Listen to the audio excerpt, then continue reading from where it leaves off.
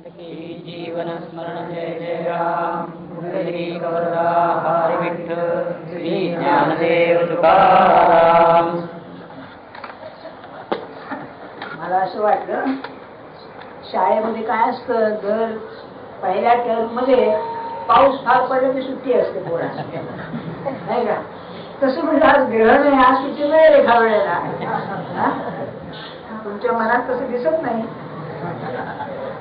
काय झालं, मागच्या रविवारी वैराग्याचा विषय झाला ना, काय झालं कोणाच ठाऊ, परंतु जे न निजणारे लोक सुद्धा तुकडे खायला लागले.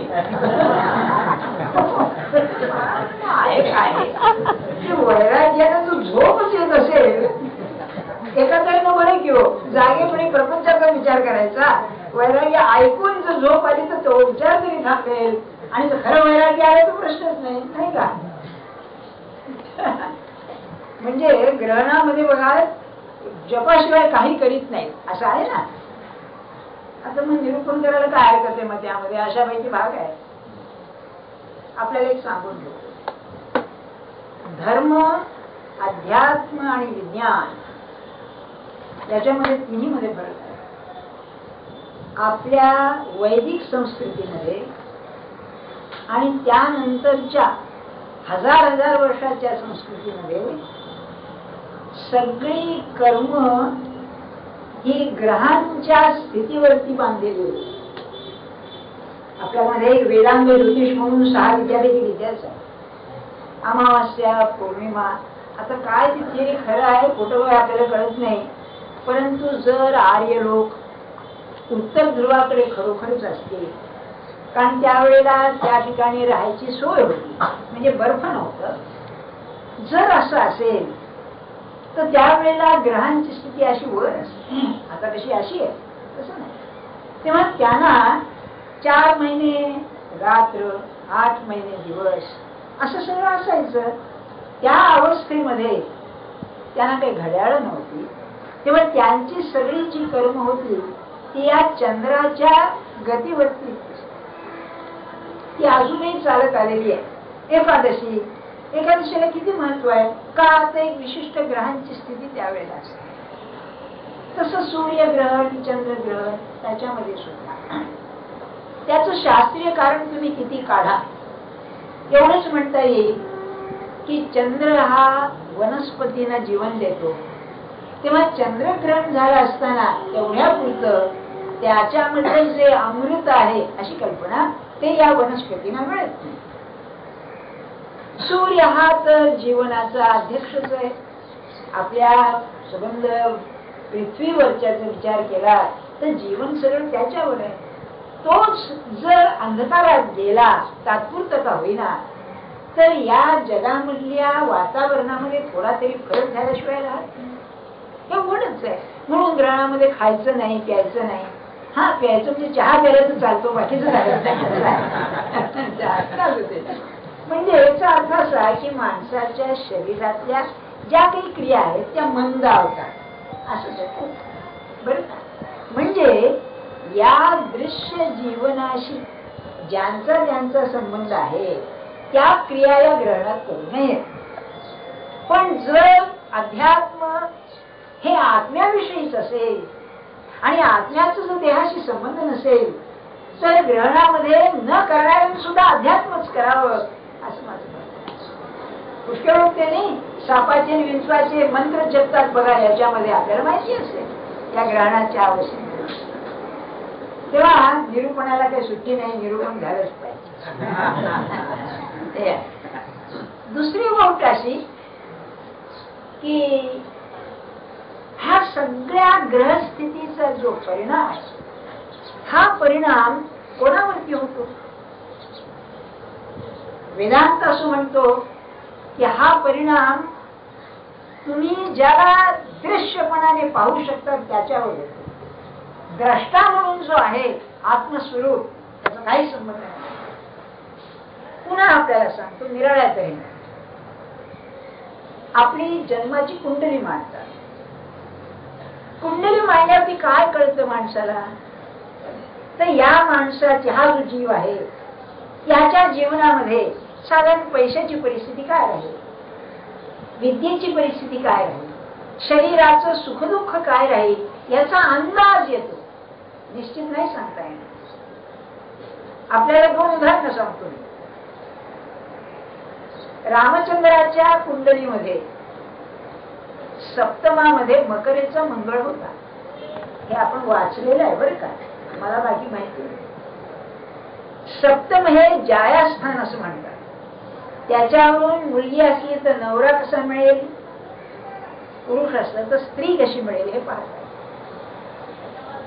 याच्या सप्तमाले मंगळ आणि तो उच्चीचा मंगळ, मकरेचा मंगळ हा उच्चीचा कडक मंगळ. तर मंगळ हा नाश, विध्वंस, जाळपोळ, वियोग दाखवतो. तेव्हा सीता चोरीला गेली हा त्याच्या कुंडलीतला परिणाम. अगदी तसाच मकरेचा मंगळ एका गृहस्थाच्या कुंडलीत होता. हा 6 वर्ष अमेरिकेला निघून गेला. आता वियोग दोन्ही मध्ये आहे. तर वियोग कसा झाला, हा 6 वर्ष तिकडे गेला म्हणून वियोग झाला, हे रावणाने चोरून दिले म्हणून झाला. याचा अर्थ असा की कुंडलीमध्ये तुमच्या जे दिसतं ते साधारण रूपरेषा दिसेल, प्रत्यक्ष काय होईल हे नाही सांगता येणार. पहिली गोष्ट उदाहरण घ्या की एखाद्या राजाच्या कुंडलीमध्ये नावच सांगतो प्रिन्स ऑफ बेरार होता ना, म्हणजे निजामाचा मोठा मुलगा, त्याला सरकारने पदवी दिली प्रिन्स ऑफ बेरार. वऱ्हाड दिलंच नाही, परत पदवी देऊन टाकली. ब्रिटिश लोक खरे राजकारणी बघा. तेव्हा त्याला राज्य मिळालं नाही, त्याच्या मुलाला मिळालं. राज्य नाहीच मिळालं, सगळी संपत्ती मिळाली निजामची. म्हणजे सध्या जो निजाम तथाकथित आहे तो नातू आहे उस्मान अलीचा. त्या या प्रिन्स ऑफ बेरारच्या कुंडलीमध्ये दारिद्र्य योग होता. किती कर्ज त्यांनी केलं, दुकानात जायचा आणि वस्तू आणायचा. त्याची बायको म्हणजे खलिफाची मुलगी प्रिन्सेस निलोफर तिचं नाव. मला इतिहासाची फार आवड आहे बरं का, आणि मला लक्षात राहून सांग. तर ती त्याला सोडून गेली, हे नको म्हणून, कर्ज आणि भयंकर दारू प्यायचा. तेव्हा त्याच्या कुंडलीत दारिद्र्य योग, राजा आणि दारिद्र्य योग. तर परिणाम काय झाला, निजामनी सगळ्या दुकानदारांना कळवून टाकलं, हा जो खरेदी करील याचा पैसा मी देणार नाही, त्यामुळे तुम्ही त्याला देईच ना काही. म्हणजे बघा, आपण दारिद्र्य योग म्हणला, एखाद्या सत्पुरुषाच्या कुंडलीत दारिद्र्य योग आहे असं समजा, बहुतेक दारिद्र्य योगच असतो बरं का. काय आणि ज्ञानेश्वर महाराजच्या कुंडलीत काय योग असणार हो. अरे रामकृष्णांच्या कुंडलीत बघा, त्यांच्यामध्ये गजांत लक्ष्मीचा योग होता. 12व्या घरामध्ये त्यांच्या घरी होता. याला कुंडली कसं दिलंय त्या शास्त्रकारांनी, गजांत लक्ष्मी. म्हणजे इतकी लक्ष्मी की हत्तीवरून न्यावी लागेल इतकं पूर्वीच्या काळी हिरे माणके सोनं वगैरे. गजांत लक्ष्मीचा योग. आणि हा मनुष्य खायला नाही अशा अवस्थेत असे, एक वस्त्र अंगावर असायचं, परमहंस संन्यासी कुठला असायचं. पण ऐकण्यासारखी गोष्ट आहे की विवेकानंदांना काही नोकरीच जमेना. सामर्थ्य सांगतोय मी, या दारिद्र्य योगी माणसाचं सामर्थ्य सांगतोय. तेव्हा कुठे काही जमेना, कंटाळले हो. तेव्हा एके दिवशी उठले आणि दक्षिणेश्वरला गेले. काय हो काळास म्हणाला, बुवा माझी खात्री आहे देवी तुमचं ऐकते, तेव्हा तुम्ही एवढं करा, माझ्या वतीनं विनंती करा की याला खायला प्यायला करू, याला कुटुंबियांना. तेव्हा ते शांत ते हसले, म्हणाले अरे आज जन्मात मी माझी जीव विटाळली नाही, हे मागवून आता कसं मागवून आहे, मला मागताच येत नाही. काय ही माणसं. आणि तुम्ही आम्ही जप बीप करतो आणि डीएनए सरांश करता कोर्टात जातो. मी जा ना, तुम्ही जाण्याबद्दल काय विरोध आहे बघा, काय वृत्ती असेल. तेव्हा ते पुढचं काय जाऊ द्या, सामर्थ्य सांगतोय त्यामुळे तू जा आणि प्रार्थना कर. तेव्हा यांना वाटलं त्याचा भावना काय, रामकृष्णांचं ती ऐकते. हे गेले, मंगळवार होता म्हणजे देवीचा वार, रात्री 9 वाजता वाट पाहिली, गेले. त्यांनी असं म्हटलंय त्या मूर्तीला पाहायला बरोबर माझ्या जी प्रेम आणि भक्ती अशी उचंबळली की हे मागायचं मी विसरूनच गेलो. हा तुम्ही विवेकानंद होते ध्यानाचे बाबा त्याबरोबर परत आले. म्हणजे असं झालं. हा सरस म्हणले पुन्हा जा. 3 वेळा गेले. 3ही वेळेला नाही मागता. मग आल्यानंतर हे काय म्हणाले, जा म्हणाले गरिबीचं अन्न वस्त्र तुझ्या कुटुंबाला कमी पडणार नाही, जा म्हणाले. काय सांगायचं. अरे म्हणून मी नेहमी महाराजांच्या बद्दल म्हणतो की मेड पॉवर्टी फॅशनेबल. त्यांनी आपल्या गरिबीचं दारिद्र्याचं एक सौंदर्य निर्माण केलं. काय असेल म्हणजे परिणाम जो व्हायचा तो देहावर होईल, मनावर होणार नाही, हे मला सांगायचं. तुम्ही कुंडली पाहिली एखाद्या सत्पुरुषाची, हा याला पैशाचं येऊ नये किंवा याला भांगोर बायको मिळेल तुकाराम असायची, किंवा बा याला मान सन्मान व्हायचा नाही हे कळेल, पण त्याचा त्याच्या मनावरती काय परिणाम आहे कुठेतरी सांगू शकत नाही. म्हणून ग्रहांची गती ही देहापुरती असते. ग्रहणाची गती देहापुरती आहे, खायला मिळणार नाही 11 वेळेपर्यंत, बाकी वेळची गती नाही.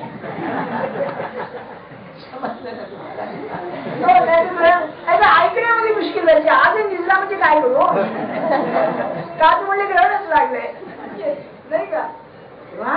हे आपण ध्यानात ठेवावं. काय सांगेल कुंडली सांगून तुमच्या देहाची गती सांगेल. बस देहावर संकट येईल, मरणप्राय दुःख होईल, अमक होईल, तमक होईल, बाकी नाही सांगू शकत. सावरकरांना जेव्हा तुरुंगात घातले, बंधनयोग असलाच पाहिजे कुंडलीमध्ये, पण त्या ठिकाणी ते बाकीचं कार्य करतील हे कसं कुंडली सांगणार. काव्य लिहितील, बाकीचं कार्य करतील हे कसं सांगणार. गती बळ समजा त्या कुंडलीत असतं तुमच्या शनी तुमच्या रविवरती आले 7.5 असते ना. अरे आपल्याकडे 7.5 म्हणजे काय, शनीचे पाठ करा, अमक करा, भयंकर आहे मारते बरं का. तेव्हा तुमच्या जर नोकरीच्या ग्रहावरती आला शनी तर साहेब बिघडेल, त्रास देईल. शनी हा की नाही राजकारणी आहे, दुष्ट आहे, राजकारणी आहे, आकुंचित मत आहे आणि संन्यासी पण आहे, त्रास देईल. पण त्याचा माझ्या मनावर मी काय परिणाम करून द्यावा हे शनी सांगत नाही, हे मी ठरवायला पाहिजे. याचं उत्तम उदाहरण सांगतो की एक ज्योतिषी आला महाराजांच्याकडे. महाराजांचं वय त्यावेळेला 66-67 वर्षाचं होतं आणि म्हणाल महाराज आपल्याला 7.5 आहे म्हणाले. मग म्हणले काय करू. तर म्हणले इथे शनीचं मंदिर नाही, आपण शनीचं मंदिर स्थापा. पण म्हणले 7.5 नाही म्हणले व आपल्याला पैशाचा त्रास होईल, शरीराचा त्रास होईल. असू दे म्हणाले, शनी आपल्या मार्गाने जाईल, मी माझ्या मार्गाने जाईल. मला तू शनी खेचून नेतो कसा नाही का. येईल 7.5 असली तर काय झालं, करेल काय तो. किंबहुना असं नाही का होणार की तुम्हाला लागली जपाची तंद्री आणि 7.5 आली आहे तर सुखसोयी सोडून तुम्ही किती देहाला कष्ट देऊन जप कराल, हाही 7.5 परिणाम. देहाला सुख दिलं नाही का. सांगण्याच हेतू काय माझा की हे सगळं देहापुरतं आहे, आतमध्ये शिरणार नाही. याचा संबंध आहे आजच्या श्लोकाशी, म्हणून हे सगळं सांगितलं. बरं काही ज्योतिष सांगावं म्हणून नव्हे, ज्योतिषाचं फार सुरेख आहे. सत्पुरुषांना ज्योतिषाची मात्रा लागत नाही, लागू पडत नाही. याचं कारण असं आहे की आधी समजा संपत्तीचा योग आला, बरं मोठा आलेली तर संपत्तीचा योग आला तर संपत्ती येईल, पण इकडून येईल आणि तिकडे जाईल, पुन्हा हा आहे तो सासरा. तुकाराम महाराजांना नाही का, अहो तुम्हाला कल्पना नाही, एवढं 18 दारिद्र्य असताना, प्रपंच असताना शिवाजी राजांनी आपण होऊन धन पाठवलं, हिरे माणके कपडे लत्ते माणिक मोती पाठवले. हा योगच असला पाहिजे. आणि घरी आल्यामुळे ओ हे काय नको रे बाबा म्हणाले, परत पाठवून दिलं. असं होईल बरं. ती बायको ओरडलीच, येड्या याला काही कळत नाही म्हणाले, त्याने होऊन दिला हो का, तुम्ही मागितलं असं होत नाही आणि हा गोष्ट सोडून जातोय, हे आहे काय असं. तेव्हा सांगण्याच हेतू काय, या सगळ्या देहापुरता. आणखी एक लहानशी गोष्ट सांगून ठेवतो, पैशाचं झालं. रोगाचं देहाच्या तेही प्रारब्धाधीनच आहे.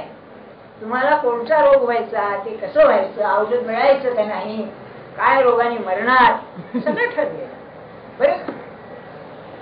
ते एका डॉक्टरला मोठ्या विचारलं मी की अहो कॅन्सर होण्याची कारण काय, याची म्हणजे अनंत कारण आहे. हे डॉक्टर सांगतो अनंत कारण आहे म्हणून आनंद पैसा मिळतो कॅन्सर झाला. म्हणजे कळत नाही ना, का सरळ म्हणत नाही, कळत नाही. अमक्या माणसाला अमका रोग का होतो आणि अमक्याला का होत नाही, काय याला उत्तर देणार तुम्ही? काय उत्तर देता? मग व्यवहार दिसत त्याला ती इम्युनिटी आहे. काही लोक नाही रस्त्याचं खातात, पुन्हा पोरं कशी टणटणीत. आणि तुमच्या आमच्या पोरांना दर महिन्याला काहीतरी आजार होतो जा डॉक्टरकडे.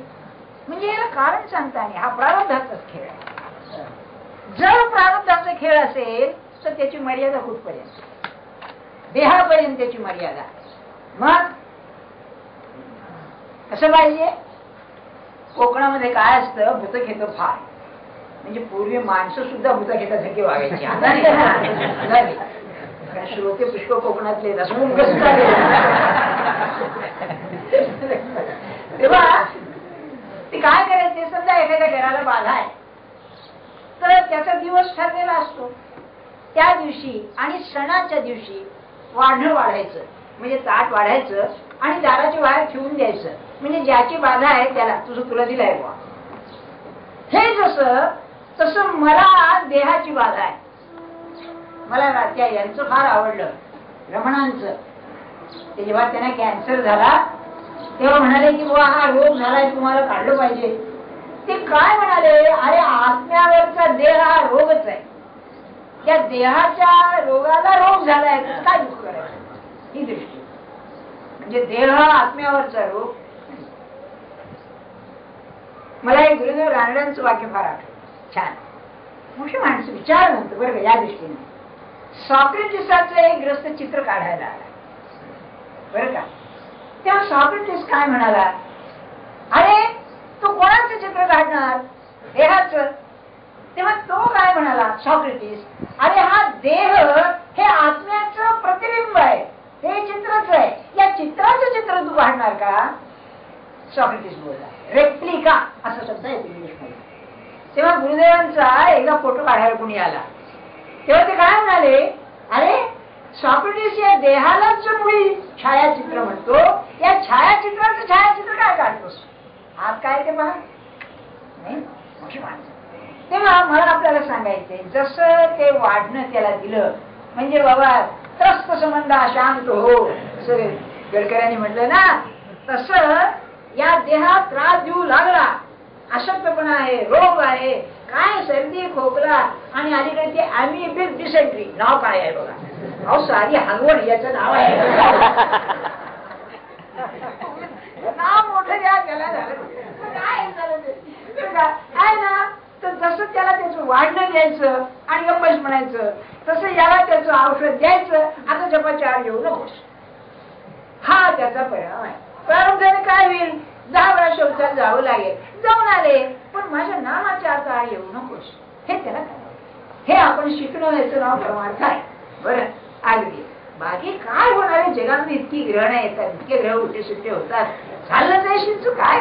आतापर्यंत देह धक्के खाऊन आलाच की 60-70 वर्ष. काय झालंय देहाला? सर हवा बदलली, रोगराई येऊन गेल्या, साथी आल्या, अहो तुम्ही आम्ही अनियमितपणा केला, सगळं झालं आहे ना. तो काय तुम्ही जगवत नाही, प्रारब्धानं जगतोय. अगदी लक्षात ठेवा, तो प्रारब्धानच जगतो. आपण की नाही तो प्रयोग करीत नाही. नाही आज जेवायला मी जाणारच नाही कुठे, येऊ दे, असलं तर आलंच पाहिजे, आणि नसलं तर घरात राहून सुद्धा डॉक्टर म्हणतो आज जेवू नका, उपास करा, म्हणजे मिळत नाही. आपली पाहण्याची दृष्टी आहे बघा. असं सांगायचं हेतू काय आपल्याला, हे सगळं दृश्याचं जे हे आहे ना, ते दृश्याचं दृश्याला द्यावं. आता मुद्दा असा, या दृश्याची किंमत काय नाही का. हे सोपं उदाहरण सांगतो. आता गणपती आलाय ना, आपण इतकी माणसं आहोत असं धरून चालू, प्रत्येक जण आपल्या घरी गणपती आणतो. गणपती खरा कोणचा, तुमचा का माझा? नाही तर मग त्या एखाद्या संस्थेमध्ये भरा मोठा गणपती असतो, अरे त्याला काय ते मोठा ट्रक लागतो न्यायला, तो खरा का आमचा छोटा गणपती बरा? अलीकडे तुम्हाला माहितीये किंमत वाढते आणि गणपती लहान होत चाललाय.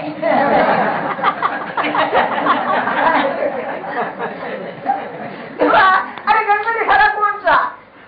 तर या सगळ्या गणपतीमध्ये गणपतीपणाने अदृश्यपणाने जो आहे तो गणपती. त्याला गीतेने सर्वात्मक शब्द वापरले. सर्वात्मक याच्यातच आहे. आता आपण वाचणार की हाही गणपती आहे, लहान असो मोठा असो, हाही गणपती आहे, प्रत्येकात गणपती आहे. म्हणजे देव आहे अदृश्य आहे, उघडच आहे. जर अदृश्य आहे त्या दृश्याची किंमत काय? तर हे जे दृश्य गणपती आहे त्या अदृश्याचा वाहक आहे, व्हेइकल. तुम्हाला त्या अदृश्याला जाता येत नाही, म्हणून त्या अदृश्याला जाण्याकरता एक पायरी पाहिजे, स्टेपिंग स्टोन पाहिजे, म्हणून हा दृश्य गणपती आहे. तसं गीता म्हणते की परमात्मा अदृश्य आहे, त्या परमात्म्याला जायला दृश्यच पाहिजे. आणि ते दृश्य असेल तर तुमचं विहित कर्म जे आहे ते दृश्य आहे, ते बरोबर करा. तुम्ही तिकडे काय छान. देव म्हणला की पूजा झालीच पाहिजे, नाही तर देव ज्याची पूजा नाही तो देव कसं. नवीन मंदिर स्थापलं आणि पूजा अर्चा नाही, मंदिरात काय अर्थ आहे? स्वाग्र झालं ते. तेव्हा जर देव आहे तर त्याची पूजा करायला पाहिजे. पूजा साक्षात देवाची करता येत नाही, त्याला माध्यम पाहिजे. ते माध्यम असेल तर दृश्य आहे, आणि ते दृश्य असेल तर जे कर्म माझ्या वाट्याला आलेलं आहे ते कर्मच त्याचं दृश्याचं हे आहे, अदृश्याला जाण्याचं साधन आहे. ज्ञानेश्वर महाराजांना त्यांनी फुलं असं म्हटलेलं आहे, स्वकर्म कुसुमांची. आता गीतेचा श्लोक बघा. यतः प्रवृत्तिर्भूतानां येन सर्वविदं ततं स्वकर्मणा तमभ्यर्च्य सिद्धिं विंदति मानव. पुन्हा तोच विषय आहे, त्याला वैराग्य येतं. म्हणजे दृश्याची किंमत राहत नाही. दृश्य हे अदृश्याकडे जाण्याची पायरी आहे एवढे त्याला भान राहतं, बाकी दृश्याची किंमत नाही. सिद्धी म्हणजे संसिद्धी, सिद्धी म्हणजे वैराग्य. वैराग्य म्हणजे काय? दोन तऱ्हेनं सांगतो आपल्याला. एक, आपण जे जे करतो त्याला वासना असते, ते अमकं मिळावं, तमकं हवं, तमकं नको, इष्ट अनिष्ट असं आहे. मला हे पाहिजे, मला हे नको. म्हणजे प्रत्येक कर्माला वासनेचा संबंध आहे. वासनेचा संबंध तोडणं आणि दृश्य कायम ठेवणं म्हणजे परमात्मा. परमात्मा काय? कर्म तर आहे, पण आमचं हवं नको नाही. कुठपर्यंत? भगवंताची उपासना सुद्धा करून तू ये अगर नको येऊ, मला रावत नेऊन मी उपासना करतोय. ही स्थिती दृश्याची वासनेशी संबंध तोडणं म्हणजे निष्काम करणं. हा एक अर्थ. दुसरा असा की जो परमात्मा शाश्वत आहे, सत्य आहे. सत्य कसं? नित्यम अविकारीच, त्याला विकार नाही, ते सत्य आहे. मला सहज गंमत आठवते. हा एक फायदा झाला बघा युरोपियन तत्वज्ञानाचा अभ्यास करण्याचा, की काय विचारात साम्य आहे. अद्वैत विचारात, आयडियलिझम मध्ये एक ग्रीन म्हणून फार मोठा विद्वान होऊन गेला. ग्रीन म्हणून थॉमस हिल ग्रीन, 19व्या शतकाच्या शेवटी हा फार मोठा विचारवंत म्हणून नावाजला गेला. तर त्याचा एक ग्रंथ आहे, नीतिशास्त्राची प्रस्तावना, प्रॉलेगोमेना टू एथिक्स. ते एम.ए. आम्हाला शिकवावं लागेल, ग्रंथ कठीण आहे. तर त्याने सत्याची व्याख्याना केली. आता सांगितलं मी, नित्यम अविकारी तथैवच, महाभारताचा श्लोक आहे. विकार नाही, आहे तसंच. यांनी काय म्हणलं? Truth is that which is unalterably there. ते नाही का? त्यांनी काय महाभारत वाचलं नव्हतं, भाषांतर केलं नाही, पण जे आहे तसंच आहे तेच सत्य. सत जे आहे तसंच राहणार ते सत्य. जर परमात्मा सत्य आहे तर तो अविकारीच असला पाहिजे.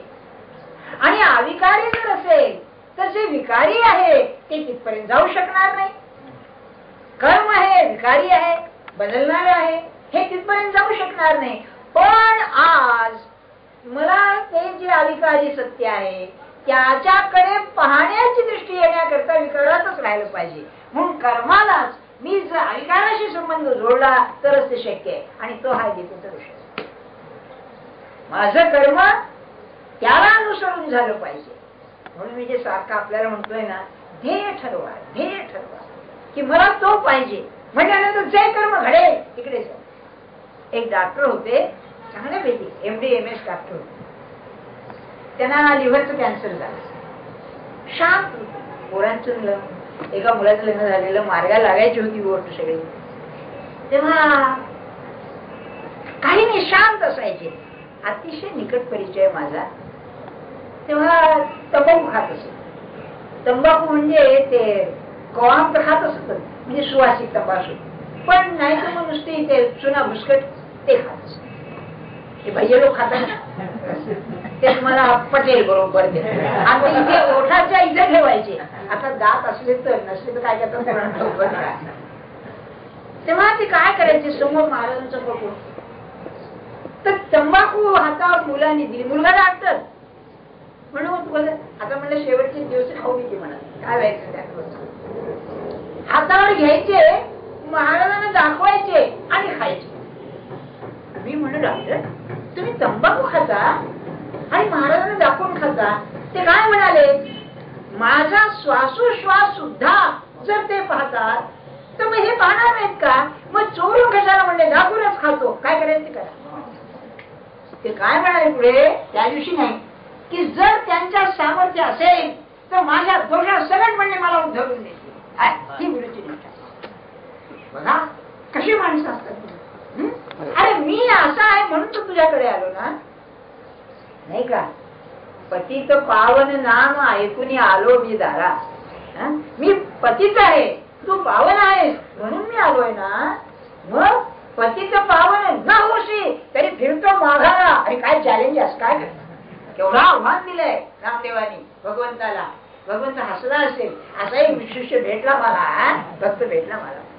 मग सांगण्याची हेतू काय आपल्याला, कर्म हे असंच आहे, पण त्या कर्मामध्ये जर त्याला घातला तर मग काही अडचणच नाही. आणि ते गीता आपल्याला सांगते आजच्या श्लोकामध्ये. काय म्हणते की ज्यातून हे सर्व विश्व निर्माण झालंय, यतः भूतानां प्रवृत्ती. हे पंचमहाभूतात्मक जे शरीर आपलं जग आहे, दोन अर्थ केले त्याचे. भूत म्हणजे सगळे प्राणी मात्र किंवा महाभूत, ज्यातून आलेले आहेत, जेथून आलेले आहेत ते येन सर्वविधम ततम. ततम म्हणजे व्यापलेलं. ज्या परमात्मानं हे सर्व व्यापलेलं आहे, असा जो परमात्मा स्वकर्मणा तम अभ्यर्च, त्याला आपल्या कर्माने जर आपण पूजा केली तर वैराग्य प्राप्त होत. एक खुली आहे त्यात, अभ्यर्च. अर्चना म्हणजे पूजा, अभ्यर्चना का हो. गीतेमध्ये 2-4 ठिकाणी अभिशब्द घातलेला आहे. अभि म्हणजे अतिशय, अभिशब्दाचा अर्थ कडे असा सुद्धा आहे. अभि म्हणजे अतिशय, अभिमान, खूप मान माझ्याविषयी हे असणं. मान म्हणजे मोजणं बरं का, मापणं. मी फार आहे असं म्हणणं म्हणजे अभिमान. हे लक्षात ठेवा आपण. तेव्हा अभि म्हणजे श्रेष्ठ, अभि म्हणजे अतिशय, अत्यंत असाचा अर्थ आहे. तेव्हा अभ्यर्चना म्हणजे खरी पूजा, मनापासूनची पूजा, म्हणून अभ्यर्च. कर्मणा अभ्यर्च सिद्धिं विंदते. मग हे कसं करता येईल, तर माझं जे कर्म आहे ते विहित कर्म पाहिजे. आता विहिताचा मी 2 रविवार मुद्दाम अर्थही सांगायचा ठेवला. विहित म्हणजे निर्माण केलेलं असा अर्थ आहे. पुढचा धाहित असा आहे. धा विक्री